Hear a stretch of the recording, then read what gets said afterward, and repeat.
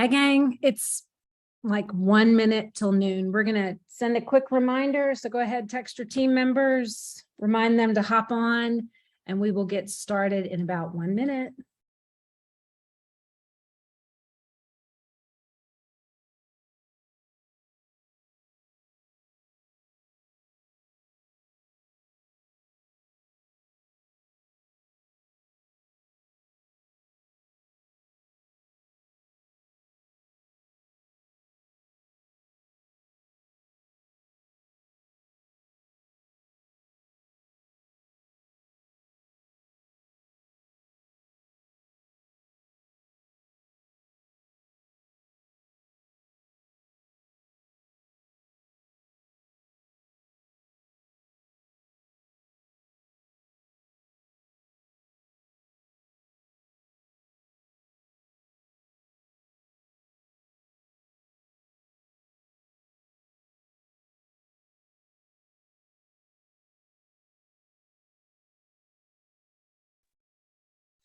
Okay, good. I'm going to kick us off because I want to be respectful of our time.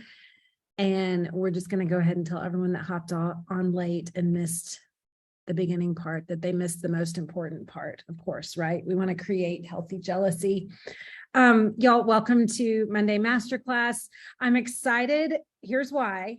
Jen Leath is someone that I literally always learn from. And it's because for me, she has always touched off like my top key points of storytelling and training and teaching, which are she's really funny and self-deprecating, which I relate to. Two, she is a sneak attack of vulnerability.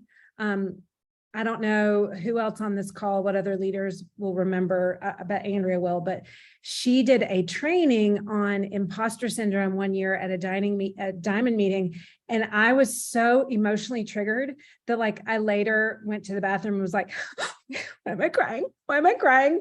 And like had to go home and journal about it. So it was really awesome.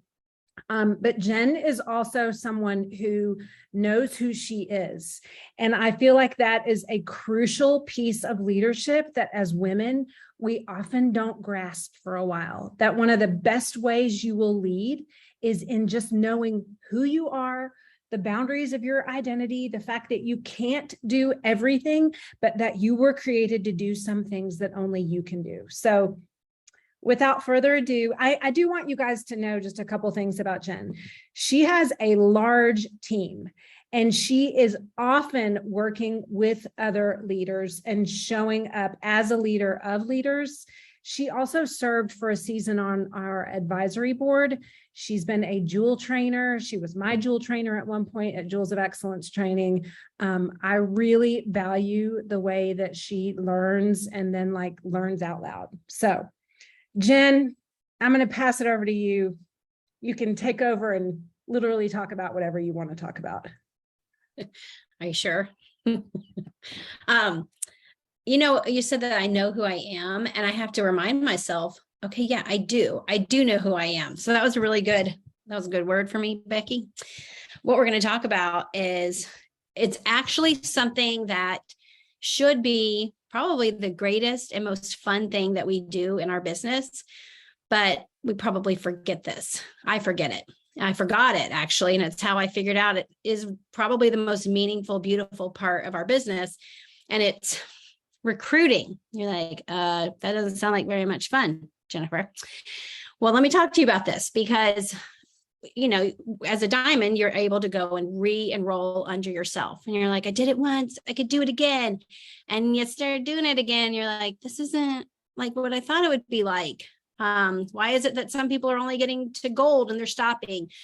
And I started to really think about over the past year, why is it that I almost have like this weird feeling when it comes to recruiting? Like, is it because I know it's going to be a lot of work? Like, am I blaming, okay, maybe I don't know what I'm doing, or maybe I don't have all the right tools. That's it. I need to get better tools. That's going to help me get to where I need to get to. So I was really trying to understand, why is it I've lacked this motivation to recruit? I'll sell you some product all day long, but why is it that I'm not wanting to get people from really using these products, not just getting them for free, but why am I not wanting to get them to the next level? And I think it's because I lost my focus. And if our focus is on the right part of recruiting, it is so unbelievably purposeful. It feels so good. You're like, I can't help but not do it. So I'm going to talk to you about the greatest part of your business. When you recruit, if you are simply just trying to present the business to someone, let them know what it is, what it could be, you've kind of made it medicinal. When you've allowed yourself to become the bridge for someone, I want you to picture this. This is so fun for me. You have this person come in that does not think they have the skills, doesn't have confidence that they could do this. They certainly don't have the belief. You become the bridge from confidence to recognition. You become that bridge from skeptic to believing that they can do it. Like you are the person that's guiding them. You know how to do it.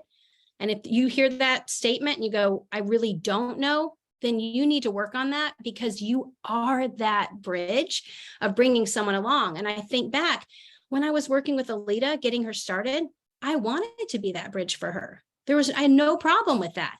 And if I go back to those feelings, I want to recruit people all day long because one of my favorite parts of network marketing is the more people you help, like the more people you serve, the greater amount, the greater it actually comes back in spades with the business. Which I love about network marketing is the more people ends up being the more success that you've helped. Now, the problem is most people want to help. Most people want to serve people. They just don't know how to do it. And we have this opportunity just literally sitting there like the greatest vessel ever of helping people, but we sometimes talk ourselves out of it. So let me talk a little bit more about this recruiting part. If you are recruiting somebody and you do not feel that level of excitement of bringing them from where they are to where they could be, to show them what you see in them that they probably don't see in themselves, this is totally fixable because you have to go back. I literally wrote out my stories for each of the people that I shared the business with and helped them overcome it. I made my own self cry because I was like, why is it that I like doing this? I mean, could I just stop and just like start collecting a check? Let me think about that for just a minute. And then I was like, that would be okay, but I don't feel like my job is done. So how do I get back that first love of sharing Plexus with someone and getting them to see what I saw that ultimately became the greatest change for my family, for myself? So I looked at my story with Alita and she hit gold. I was so excited. And I made this gold announcement for her on Facebook. Well, she deleted it. I'm like, sister, why'd you delete that announcement? Well, we have a girl in our town that had written some nasty things on like some of her posts. And she's like, I just didn't want her to see it. And I'm like, okay, back it up. I'm like, first of all, why does it matter what she thinks? And I used the same line that we all use now. I said, she's not paying your bills. She's not helping your children go to school. Like all of this has nothing to do with her. Well, I made her put it back up. Like I said, we're putting it back up and you're not allowed to delete it. And she let me do that. And she still tells that story to this day. Where did that come from in me? Like, why was I willing to push her to do something? Most of us are not going to want to push someone to be uncomfortable, but I felt so compelled to do that. Is that not what recruiting really is? It's not just, okay, here's your digital success kit link, go and check that out. And then be thinking of your 3 people. Like I made this graphic that has Jamie from Outlander as one of your 3 people. Cause I was like, I send it to people. I'm like, be thinking of your 3 people. I'm like, I shared it with my husband and my best friend and my mom. Well, my husband is Jamie from Outlander in the picture. Yes, it's not a bad tool. It's a good thing. We're giving them the information they need, but information is not going to change somebody into becoming brave enough because ambition, yes, but bravery for sure. Because I don't care if you're a diamond or not, but when people ask you what you do, maybe I'm the only person that does this, I still feel awkward. I'm like, oh my gosh, I'm going to have to tell them what I do. And then they're going to look at me weird. And then we're not going to hang out the same way. Like I get freaked out. And yet the other day I am sitting with my daughter and I'm doing school with her. And it hit me like just a ton of bricks. I was like, I cannot believe I get to be here present for this, doing what I'm doing, what I want to do and making money. Like, why do I not have more gratitude for this? And why am I not telling more people that I get to do this? 9 years, 9 of being able to do this. So recruiting looks like, I took some notes here. You're taking people from not knowing to knowing, no confidence to confidence. I think of it from being in the shadows, like lurking in the shadows of most people just want to pay their own bills and just be done. Like they don't want to think too big because it is risky. It makes you uncomfortable, but that's living in the shadows because we don't want to really walk into our full potential because it will hurt. It is painful. Okay. But if we can get people to go out of the shadows and into the light, which also has its own spiritual references there, but being able to recruit someone where you're that bridge, bringing them across. I wrote down, you see something in them before they even see it in themselves. You're the one that's assuring them that it's possible, that they literally are making very little money. And you're saying you could be more than what you are and make more than you've ever had, which is scary because you feel like you're making a promise to someone. But I always add in, it just depends on your belief and your ambition. Like, are you here for that? Do you believe and do you trust me? And so bringing them across. Now, here's the part that I would say at the end of this. If it truly is done in an act of service, you never feel like you're taking credit for that, ever. Like you just look and you go, I can't believe that this whole thing happened for them too. Like it gives you chills because you're so excited that you got to be that bridge. And I'm glad that I was there and I'm glad that God used me to do that, but I definitely don't take credit for it at all. Although I will take full credit when they make a mistake. I'm like, oh, it's all my fault for sure. But when they do well, I'm like, no, okay. So questions. You said you were going to have them ask me questions. Go ahead. Hey guys, I want you to just unmute and ask any questions about recruiting. And I do have something else to share about a checklist, but I didn't want it to sound like you have to have a tool to make this happen. But go and ask questions and I'll share about this checklist idea. I have a question. Yeah. So I'm leaning in. Is there a book or a podcast or something that you listen to help with your mindset shifting into recruiting, like being a strong recruiter? Well, it just sounds ridiculous, but stories always make all the difference for me. Like that's just where it's at for me. So part of it is I sat down and wrote out the story of each person, every person. I've got a girl that she's still senior gold and she at 9 years, she's been with me the whole time. And I wrote out her story because she hated what she was doing. I remember the messages. It made me feel sad that she had to go in and clock in every day. And this is made just enough for her to not have to do that anymore. And I was like, that should make me so stinking excited. So yeah, I do like writing out the stories of the people on my team, but I'm like 800 years old because I love Jim Rohn. Like I could listen to him all day, every day and pressure wash at the same time. So I'm a big fan of Jim Rohn. He just says it simply, but he's a man of faith. He has done what he's saying everyone else should do. I've found that a lot of people that do podcasts are telling you to do something they've never done. And I don't know why, but I'm like, are you sure you know what you're talking about? I just like that he's done that. So here's another excuse. My sister listens to podcasts all day long and she asked me, what do I listen to? And I'm like, I feel like I can't with the kids constantly bothering me. And she told me I was making excuses and that's probably true. So that's basically Jim Rohn and myself. Jen, what's been the hardest, like looking back and looking at people's stories? And I love the one about Alita deleting the gold. Like, what are things that you're like, if I could get through this, if I could just like get over this hurdle or get over myself or like, is there anything like early on that you're like, okay, this was kind of like a transformational, like a different. Okay. So when I joined and Suzanne told me about the business, and I really do believe it was this way for her, but it sounded like smooth sailing. That's what it sounded like. I told all my friends and everybody joined, and it just sounded like everything was going to be easy and great. I don't think she wasn't telling me the truth. I think she just hadn't quite hit that point yet. I'm sure she has by this point, but it happened for me quickly, like pretty much right away. And I wasn't anticipating that. So I had the decision to make, is this mean it's not meant to be?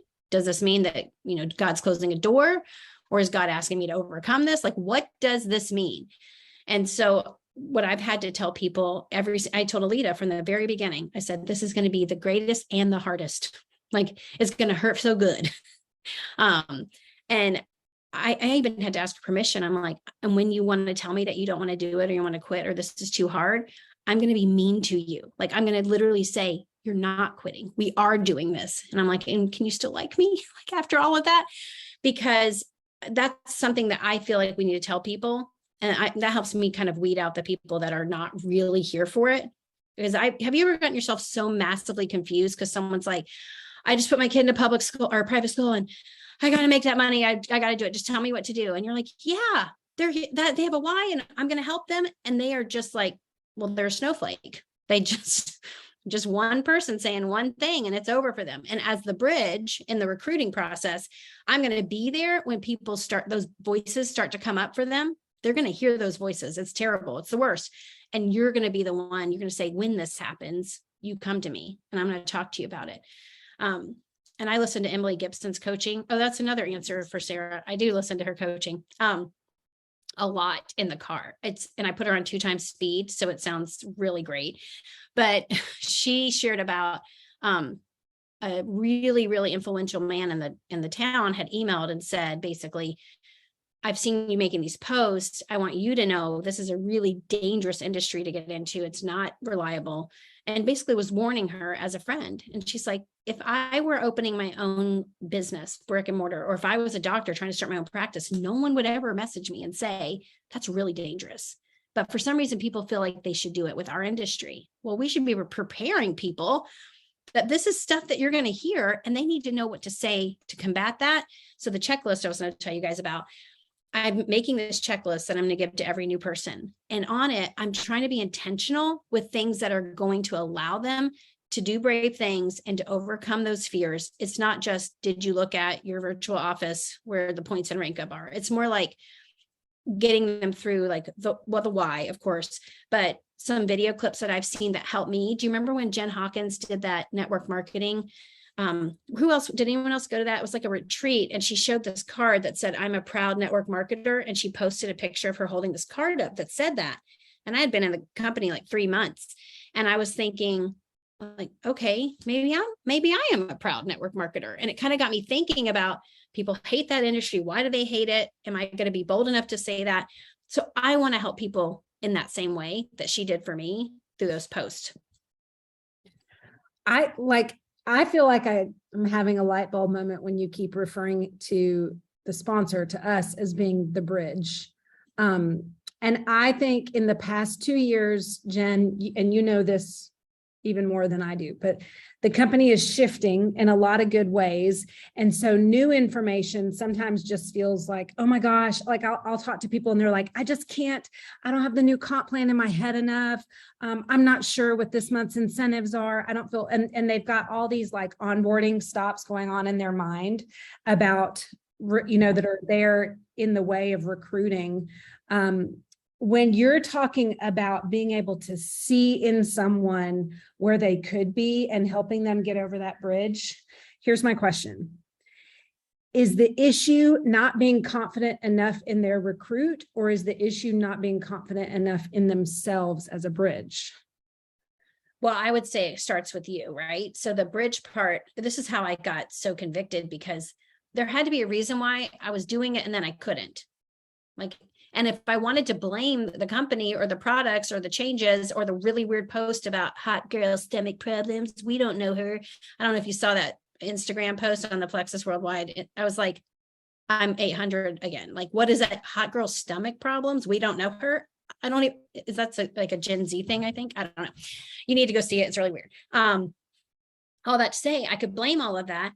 But if I do, then how do I explain all the people that are doing it? Like, I can't make those two things line up. So it obviously has to do with me. And if I'm not trusting that I can still do this, the truth is, every one of us, we've heard this a million times, that we all have the exact same products. The difference is it's our ambition level and it's our belief. And I forget how to grow my beliefs sometimes because personally, I tend to look at the things that I want to be done different or better. And I worked at Starbucks for a really long time. And I was always in the beginning, like, well, I think we should blah, blah, blah, blah, blah. And my manager would go, great, I'm going to put you in charge of that. And I immediately was like, oh, okay. So you kind of learn, like, live with it the way that it is. I was going to say something that you had asked me just a second ago. Oh, it's escaped my mind. But to answer your question, I think that we always have to look at ourselves first. I do think that when things change that make it different or harder, that's our time to make the decision. Are we going to get on board or not? Because it's going to go on without us, like with whether we like it or not. And they came to Nashville to do a whole photo shoot all day on Monday last week for a convention. And I, of course, was saying something snarky about the hot girl stomach problems. Well, the girl that wrote the post was there and I didn't know it. And she goes, did you just say something about the hot girl stomach problems? And I was like, yeah.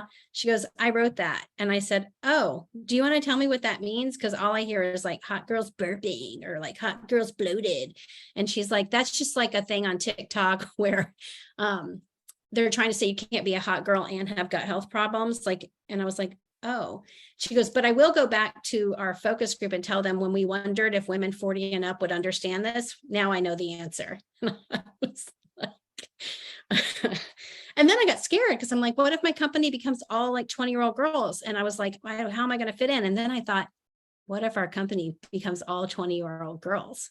Like I had to just like, it's just a constant battle of my bridge issues. I have one more bridge issue question really quick. I'm being selfish, but okay. I have someone, Andrea knows who it is. I believe in someone so much. I see it. And I don't say that about everyone, but I see it. And I think through the years, what I have the hardest time doing, Jen, is when I see it for someone and then I come up against their roadblocks, I tend to go, well, I can't make them, which I can't. I know I can't. Or I go, I don't want to offend them. And so I find myself backing off. And then of course they're stuck. Not that it's up to me. Like I know I can't take credit. But what is your self-talk? Like when you had to go to Alita and be like, why'd you take down your gold post? And she said the reason why, and then you came back at her. What do you do for yourself to get through that push place in the confidence to push them over that bridge? Like when they're resistant? Well, I will say it is kind of my personality. When I first joined Plexus, like I told people instead of asked. So it is my personality. I'm like, we're doing this, you're doing this. And sometimes people tell me I'm controlling and I'm like, well, that's one way to look at it. Or I'm providing a way. So that doesn't bother me. I think I'm an 8, but people tell me I'm not an 8, but I can see how that would be difficult. Like Sarah Marble and I do a lot together. She's a helper. She's so yellow. It's not even funny. And I'm having to like yell at her half the time. Cause I'm like, you're giving people too much free will. Like you've been there, you've seen it, you know what it is. You want to bring people there. Well, you can't politely ask them, like, how would you like to, take one little inch step? Like, how would you like that? No. So what I know is this, if I look back and I don't know that I laid it all on the table, like I gave it every last bit of what I needed to give it, I cannot bear that regret. I just can't. And I'll tell people that I'm like, look, I'm going to say everything I'm thinking right now, as long as you're good with it, because I can't stand having regret. And I just lay it all out. I had to do that with the girl this last week. She's in and she's out, and she's in and she's out. And that happens all the time. And then she kept telling me, I don't have anybody to lead. And so I had to say like really hard things. And like, I was thinking, this is going to either make or break our relationship. You know what it did? It made it, because she's so grateful that somebody told her that. So if you're not that personality type, I would definitely start exercising those muscles. If you see somebody that has that potential and they're not walking in it, to me, saying to somebody, I see all this potential, and for some reason you're just not walking in it. And I'm just curious why. Like, and they might say, well, I just really don't want to like have a distraction of a business, or I really don't care about doing it, or there could be a reason for it. It really isn't for everybody, which is shocking, but it really isn't. And I see this message or this question in the chat. Jessica said, why do you take credit for their mistakes? That's not the right thing to do, by the way. Like, I shouldn't be doing that. It's just, Like I want to blame myself if someone has a mess up, but we shouldn't be doing that either because they're grown people. So Jennifer, I have a question. Yeah. If you do see their potential, and like I've got somebody right now, it's already a runner, but then it's like their commitment levels really backed off, and we're in a thread. And so we have weekly meetings, and then they're like, oh, can't come this week, got this to do. It's just like, you can just see it kind of waning. But then when you push, you can also tell you get a push back. How do you kind of deal with that? I mean, do you kind of do the same thing? Like you have the hard conversation? Okay. So this is literally my wheelhouse, because if somebody's on my team and they're going through this, they send them to me. But it's because of this. I'll tell you why in a second. First of all, what is the whole prophet isn't appreciated in his own town kind of thing? Like the direct upline, a lot of times just becomes, well, a lot of times people are like, she's trying to boss me around or tell me what to do. So a lot of times I like to use other people on the team. So that's why they'll send people like that to me. And if you see somebody that's slowly taking steps back, it's because some bit of their like serotonin inducing experience, like some bit of whatever's supposed to make them go, oh, this is fun, like getting the reminder that this is fun and good and they like doing it. For some reason, it's all feeling bad to them. And the best thing I've ever found to do is, because I do tons of events, like, I mean, all the time. We're doing like welcome to Plexus or product training. I'm like constantly doing events, or I'll have like some sort of Facebook Live series. I'll find something and say, gosh, I was wondering, I just love the way that you talk. Like you speak so amazingly when it comes to this X, Y, or Z. Would you like go live for me and share about it? And I don't think anybody else could do it as good as you're doing it. And then they're all like, and then they do it. And then I'm like all over the place. I'm like, I'll make a 3-way chat and I'll be like, did you just see so-and-so go live? I mean, she literally killed it. And they're all like, and then suddenly they're back in. It's like they are looking for the strokes. They need it so bad. And so that's why people will send them to me. And they're like, listen, here's the deal. She's not been showing up. She's acting like she's not interested. Can you do your thing? And I'm like, sure. And then I'll say, I have been desperately looking for someone to share about the Slim on a call. And I heard that you would be the right person. Oh, really? Me? And they're like, this is just making my day. And so I'm just always looking for little like dopamine squirts for people. That's awesome. I'm sorry, I said squirt. That's weird. We don't care. Hey, what does your onboarding look like now? I'm sure like if we looked at onboarding in 2014, our onboarding was hot. I mean, it was just, the mass emails, all of the beautiful graphics that we had in 2014, 2015 were just amazing. But what does it look like now? Like what now, because you seem intentionally recruiting. So then what, I'm guessing it's that checklist. Like what does it actually look like to pull someone in now? Does it feel harder for you to actually get someone from sign up to gold than it did in the beginning? Yeah. And a part of me wonders if, and I don't even know how this is going to come across, but when they know this is my full-time business, like it is the primary thing that provides for my family, I sometimes wonder if that makes them think like if it could even be a turnoff to them in a way, because they're like, well, I just would like to make $500 and you're all like, I make, whatever. So I wonder that sometimes, but I have to remember that that's for their story. So I have this graphic that shows the income disclosure, and I wrote on it, which of these incomes would be life-changing for your family? Well, when I first looked at that, I pointed to Ruby. I was fine. I would be like, that would have been money, like right there. And so it kind of gives me an idea of where they are. And I have to be really intentional with that vision casting for them to be able to see, because I found when I only dangled the free product carrot, that's all I got from them. Like that's all I got. And no one dangled a free product carrot to me. Like they told me that there was like the whole shoot match. Like, you got to do this. Like Suzanne's got this picture of her with the check. You can do this too. And, I felt convicted even in the past where I started to think, how we were taught to go for sharks and not minnows, that whole idea. And I remember thinking, I hate that we're calling some people minnows and some people sharks. Well, I got invited to a retreat to speak to these women, and I show up And I have this moment where I look at every woman sitting on the couch that had earned this retreat. And I said to myself, I would have never thought that these people could do it. Like I literally looked around, I was like, I would have told you none of them could have done it.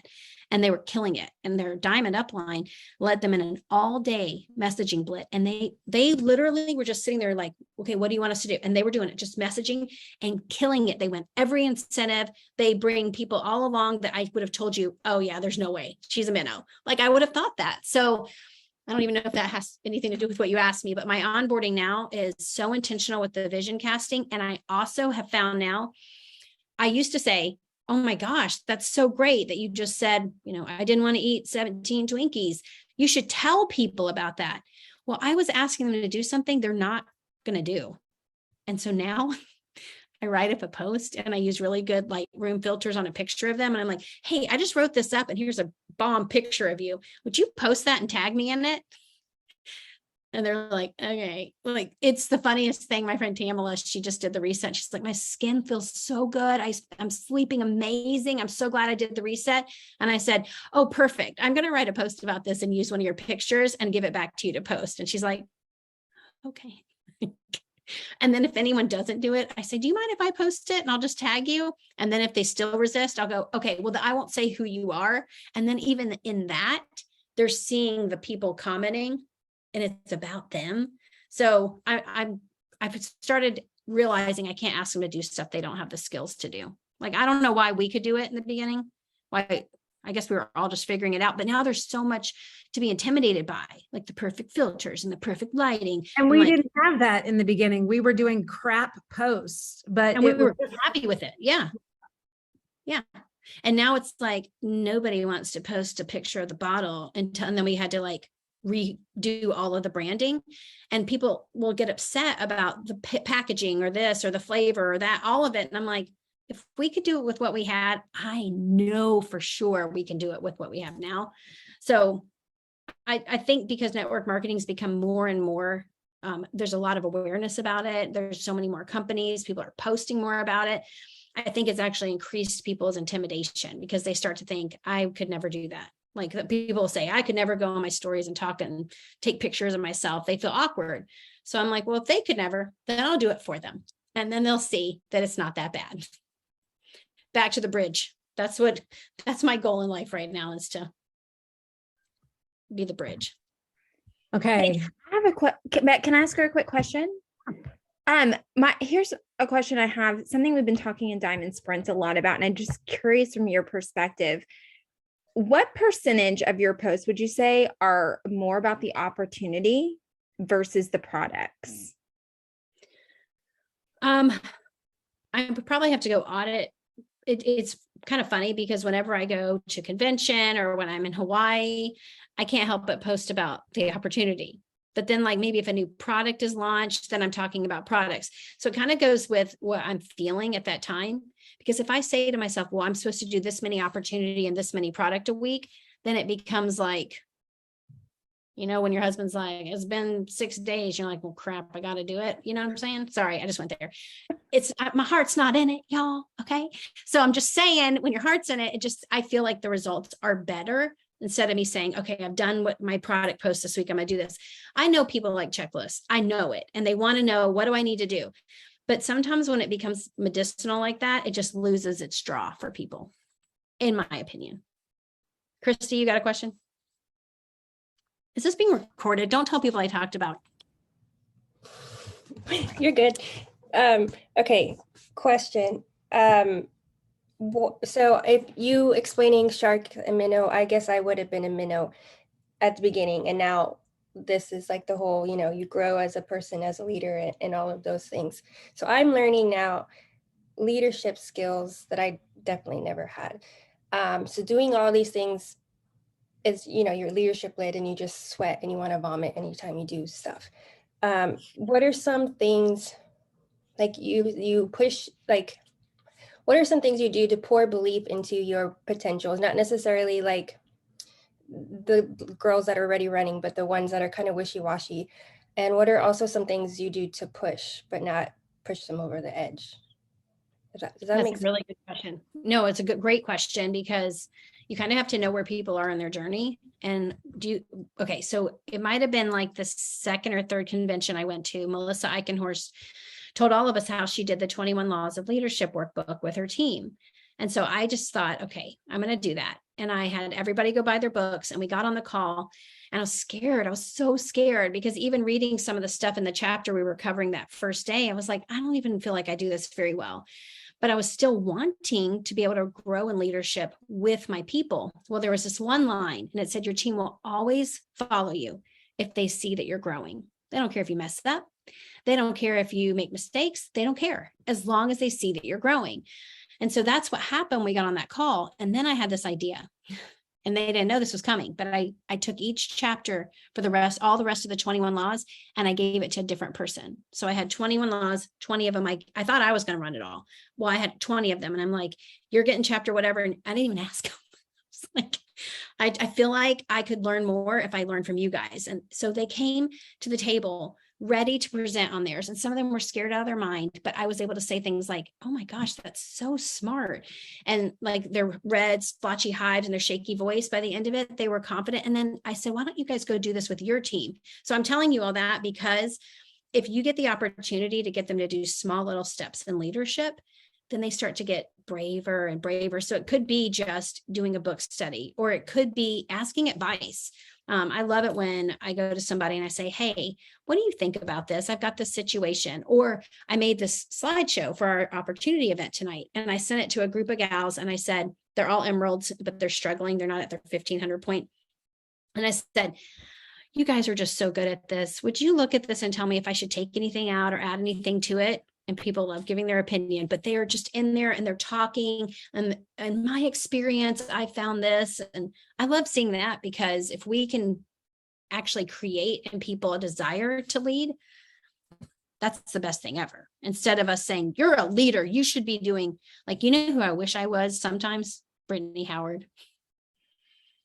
Oh my gosh. I'm like watching her half the time. I'm like, dang, like she's amazing. Sorry for the dog. She is. And she's one of those people where I'm like, I mean, she joined around the same time as we did, right? And so, yeah, right? I think so.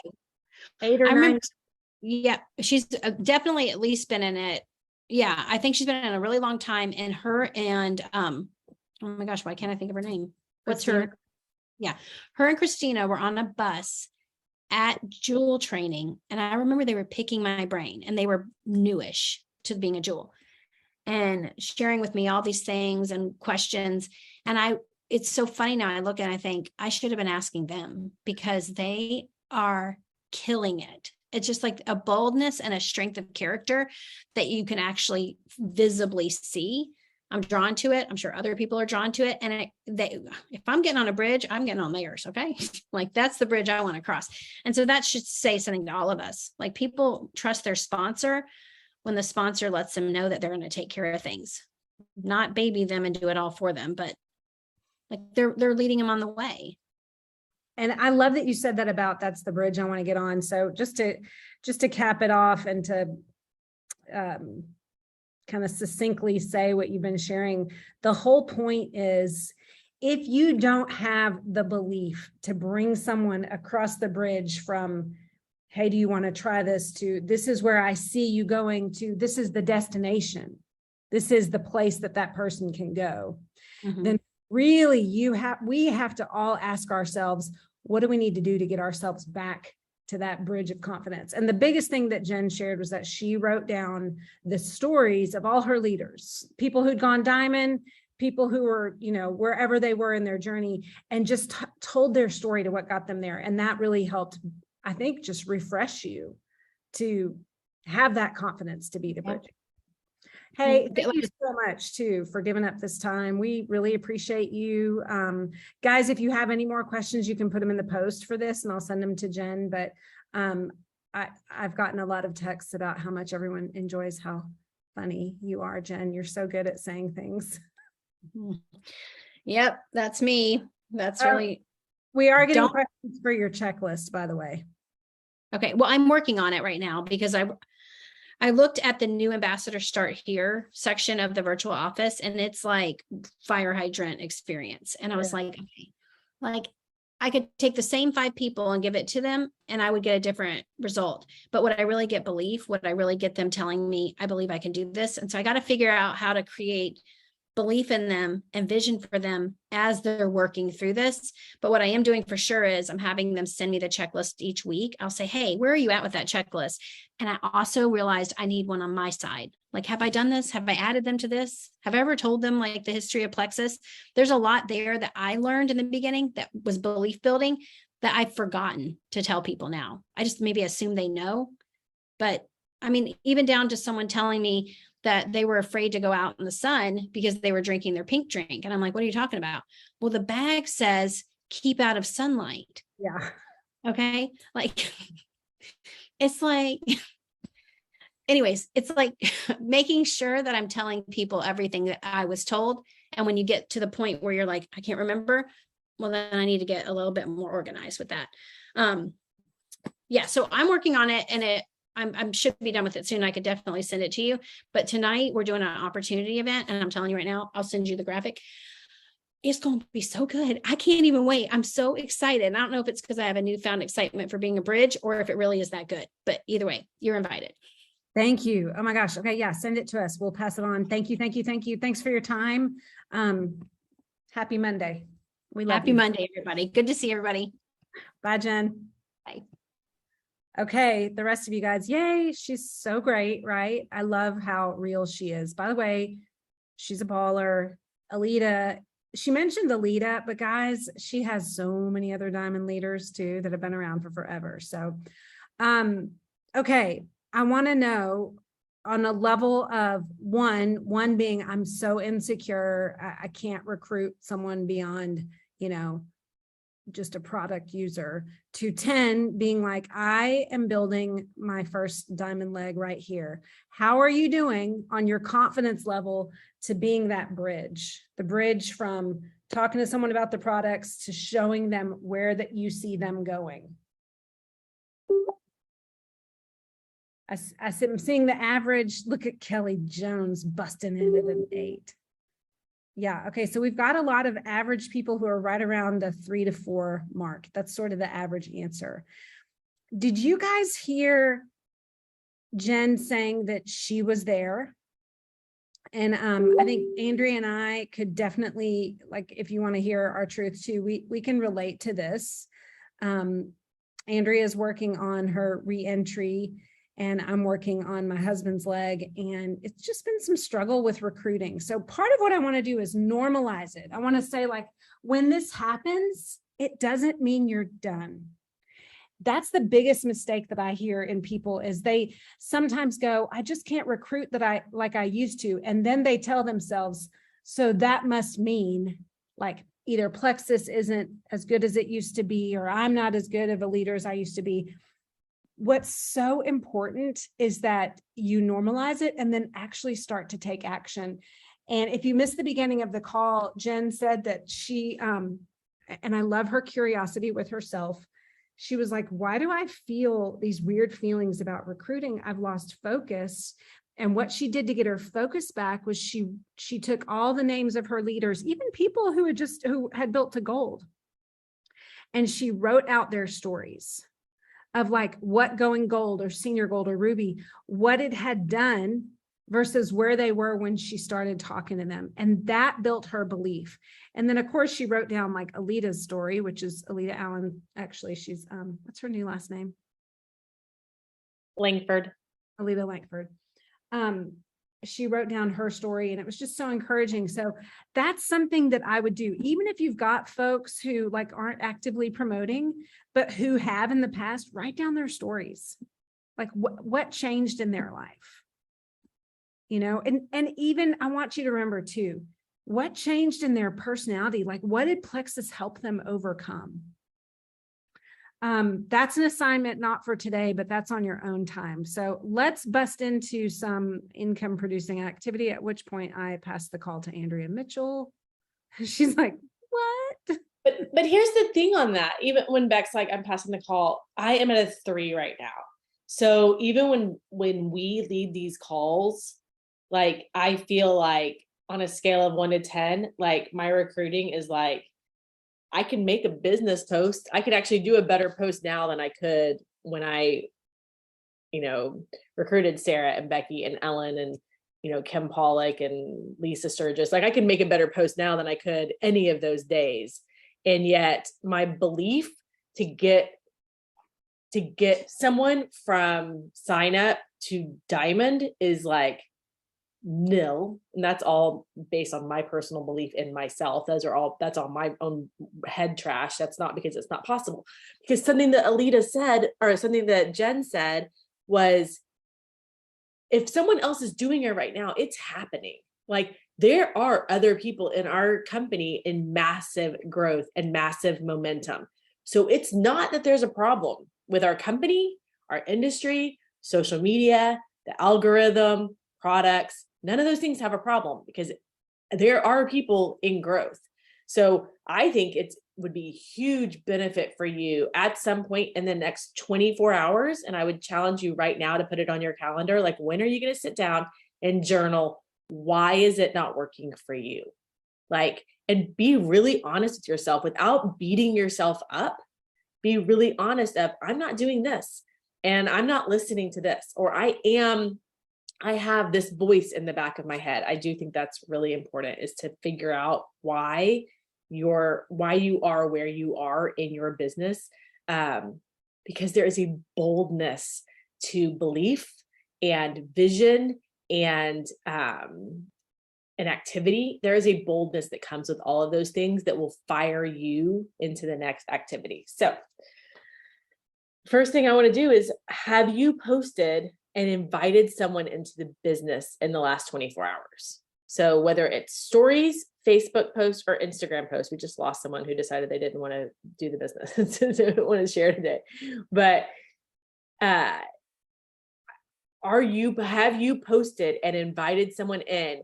And if you have posted and invited someone, is it actually inviting? Or is it just you checked a box? Is there something in there that inspires someone to come in? Or are you just checking a box of, I have now posted about the business? And I really want to challenge you, like, let's spend 3 minutes. I want you to look back through your Facebook and your Instagram, and I want you to write down what is inspiring about what you have posted, or what do you want to post better at today. So let's just take like 3 minutes and actually analyze our own social media, because that is your storefront. Like, is it clean? Is it clear? Is your open sign on? Like, all of those kind of things. If we were comparing this to a brick and mortar, let's spend about 3 minutes actually seeing, are we doing a good job sharing our business?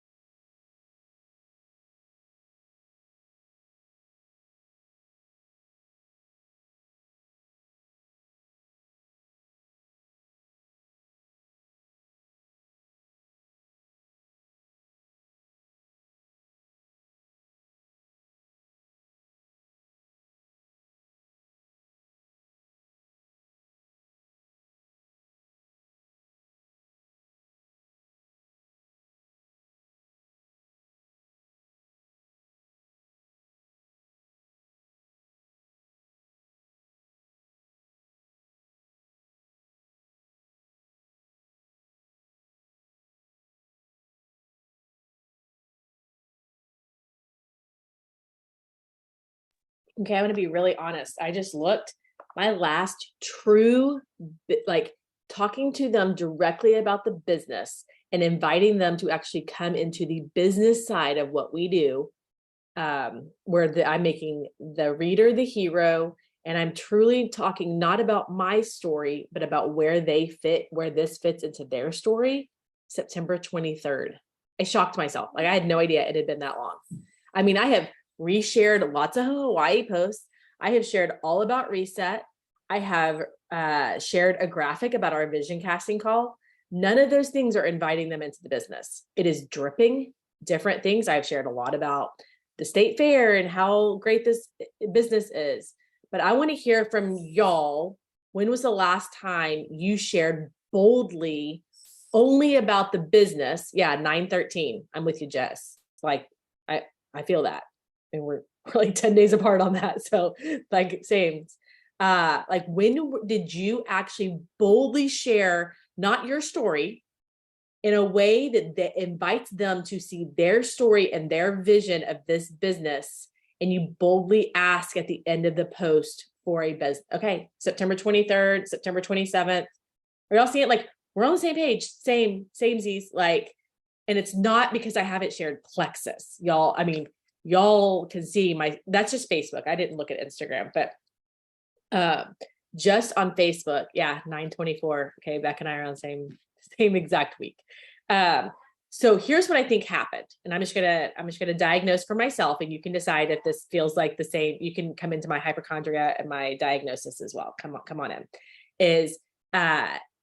I started sharing at the end of September from this point on all about products. I was like, if I can just get a reset person, at the end of September, like it flipped into product at the end of September, just trying to get those last few people for the watch. Anybody else feel a little bit of that? Like, oh, I shared tons about just come in for a reset, just 3 days. Here's our next reset. Like, boldly shared about product at the end of September. And then anybody else in the beginning of October was like, okay, I'm just gonna take a break. I mean, I just need like 3 customers. So I'm gonna kind of continue a little bit with the product.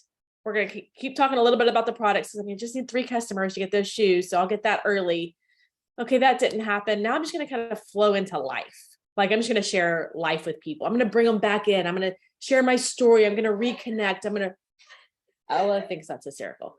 I'm going to reconnect reconnect with my audience, and I'm going to show them something other than Plexus for a while. And that is so much easier to get into, and to kind of like, I'm just going to do it for like the rest of the week. I'm just going to share my life with them so that they feel like a real connection. And then I'll go back into sharing Plexus. And we almost separate the things of like what I do with Plexus and what my real life looks like that people are attracted to. And I can't show them too much Plexus or they'll leave.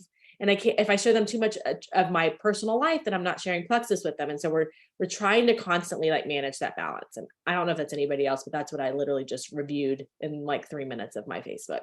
So I really want to challenge you today to be bold about something you heard from Jen, and be really intentional of like maybe a line that really connects with not just you, but your audience. Like, connect them in of I've never thought, or have you ever thought, make it about them. I'm trying really hard not to start with I.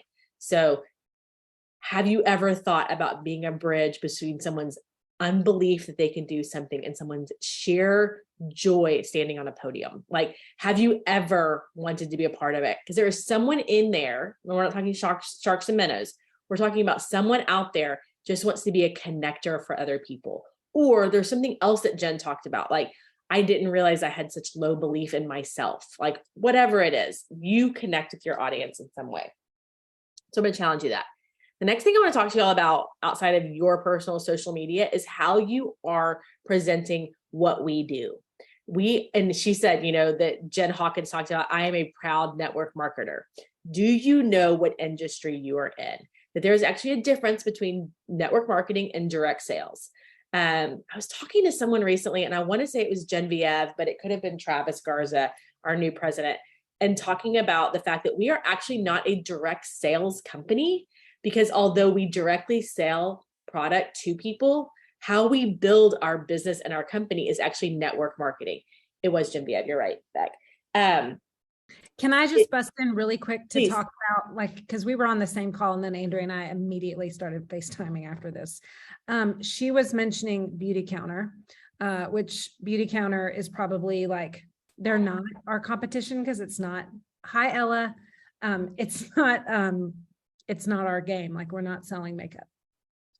But she was like, did you know that they have recently changed their comp plan where, and she mentioned Arbonne and she mentioned several others. That's not the point, but I would say it's crucial that you understand that our comp plan is a network marketing comp plan. Other comp plans like Beauty Counter, Arbonne, and the like, they are a direct sales comp plan. So just really quick, and Andrea and probably Sarah can enhance this, but we are paid on building teams. I'm paid on my own volume, like my customers, my level 1 through 7s, like I'm paid on that as well. But the big reward is the fact that I'm paid on my 1 through 7s and I'm paid on their team building. So it's both. Whereas most direct sales, I'm paid on my level 1's volume and that's it. So it behooves me to just go customer, customer, customer, customer, and maybe I'll get a level 1 that builds a lot of customers, but it's a totally different belief system when it's a network marketing plan. And I want to tell you, just to help build your belief, it's the idea that I believe in each one of you guys and your ability to lead. That's totally different from your ability to find a customer. Also, it's much more financially rewarding in network marketing than it is in direct sales. Direct sales means if I recruit, I don't know, like name some influencer that you follow. If I can recruit her, well, she can get a buttload of customers, right? But at the flip side, like if I recruit, like Jen was talking about how she was looking at this team full of people and she was like, oh my gosh, I would have never thought of them as sharks. It's the idea that I go, okay, I see Jessica Gross on this call. I believe in her and it behooves me to come alongside her and help her develop leadership and help her develop customer service and help her develop vision. So do you guys see the difference between the direct sales, which is what a lot of people are promoting? We promote network marketing and you should be really proud because it's way more financially, it's a great payoff and it will pay dividends into the future. Okay, I will shut up and pass it back to Andrea.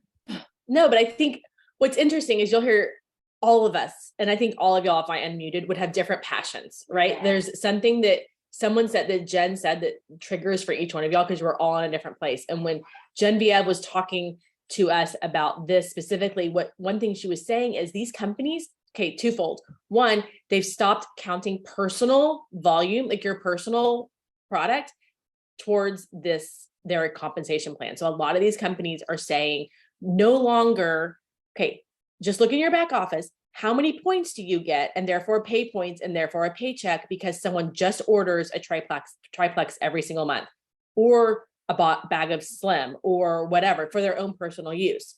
If those $100 people were no longer counted for points anymore, and it was only things they sold to other people, I mean, all of our checks would be like, I love y'all, but my check would like crash and burn. And here's why, because they are getting bought out by massive companies, which pours all this money into marketing and research and development and new products, which we kind of get a little like glassy-eyed about. But then those companies want their money back and they do not care if the field is affected or not. Here's what's amazing. We are owned by Alec and Tarl. Like, just so you know, Tarl owns majority, like 90 something, I think, shares and like shares, or not even shares, stake in our company, financial stake. And then Alec, and I believe Travis and maybe Gene own like a combined like 5 to 10%, I think, of the entire company.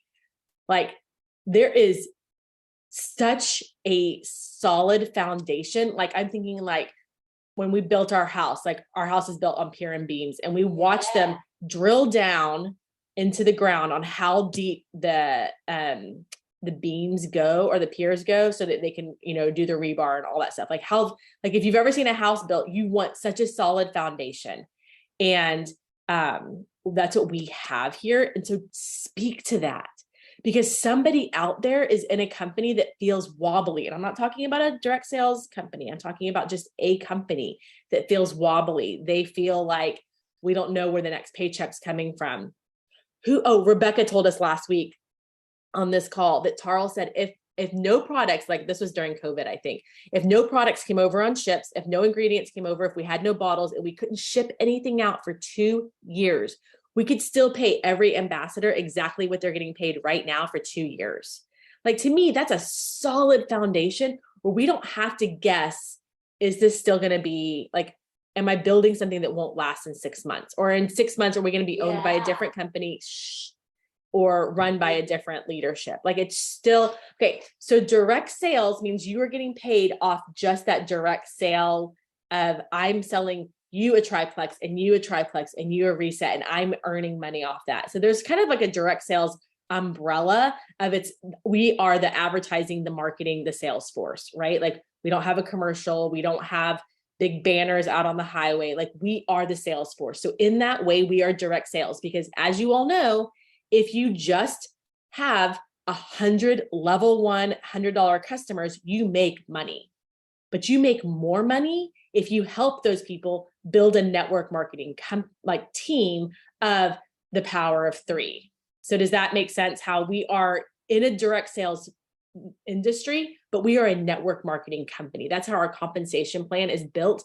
And the more you understand and believe that, and the more confident you are in it, and the more excited, truly gut to the core of your tummy, excited about what that means, you won't shut up about it. You'll post about it. You'll think everyone's crazy for not doing it. And when you get to that point, you're kind of unstoppable. I'll be really honest. The less excuses you make for what you do, the more bold you are about what we do here, the more you will grow. Sarah said in the beginning, she was a 10 on that scale that Beck was asking about. And I would say all 3 of us would probably feel that way. And I've told you all this story 1,000 times, so whatever, but you could not have told me that there was a better probiotic than Probio 5. You could not have told me there was a better industry or a company when I made $1,200 my first month in Plexus. And I think I made $1,200 my biggest month at Arbonne. And I still owed like another $1,200 on all the crap I had bought, like the product I had bought when I worked at that company. That was 17 years ago. It's not the same company, but it was like what we had available here, what was happening was so impressive to me that I could not tell everybody about it. You need to get to that point. You need to figure that out. Is it the call that Jen Leath's team is doing tonight that just feels like it's not Becky, Andrea, and Ellen sharing? So hallelujah, I will share a graphic for somebody else sharing boldly. That's me right now. I'm like, oh my gosh, it's not me in charge of a call. It's not Beck or Sarah or like anybody I've ever heard of. These are fresh stories from leaders I trust to put it together. Yes and amen. This call will be going out to the masses today in individual conversations. But whatever it is, I just want to challenge you to boldly step into something today. It's a post, it's an invitation. Don't do anything in mass numbers. Like, be really intentional about who do you want to build a bridge for. I would make a list, 10 women on your team right now that you want to take from unbelief to belief in the next 6 months.